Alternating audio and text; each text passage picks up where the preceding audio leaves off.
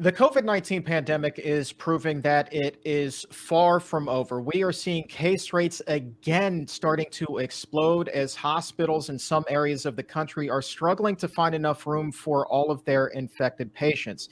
But amid this bad news, there is some good news that is coming from two studies out of a mountain of research.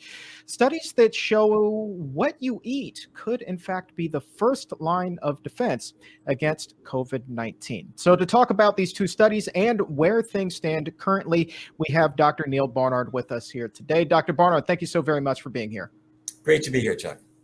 These are some really interesting studies, and it kind of goes back to what it is that we've been talking about throughout this pandemic, and that is the healthier you are, the less at risk you seem to be. So if you wouldn't mind, can you talk to us a little bit about these two studies and what it is researchers have discovered? Yeah, and let me preface this really by saying we've kind of suspected that diet ought to be a big actor here, because when people are overweight, when they have diabetes, when they have hypertension, particularly when these things are really out of control, COVID just becomes so serious and often fatal. But when people have these things under better control, they do better. That suggests that if your diet is really good, these conditions are going to be better. But the question really then was, well, what if you actually are following a mostly plant-based diet? Will that help you? And the answer seems to be yes. The first of these studies was involving healthcare workers.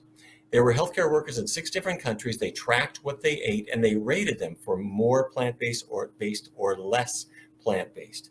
In other words, if you were less plant-based, that meant you were eating chicken and fish and beef and cheese and kind of neglecting your vegetables and fruits. And then if you were more plant-based, that meant you were vegan or closer to it. And the people who were more plant-based had a 73% reduced risk of severe COVID. But I got to tell you, the flip side of this was they looked at people who were doing keto or low carb diets, and they did substantially worse, a 48% increased risk of severe COVID. So don't go there.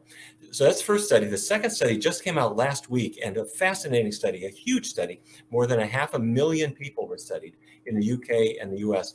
And it was done in a cool way. Everyone volunteered to track their symptoms as the pandemic was kicking in, and they did it through a smartphone. And in the course of this long, huge study, more than 30,000 people developed COVID. So who were they?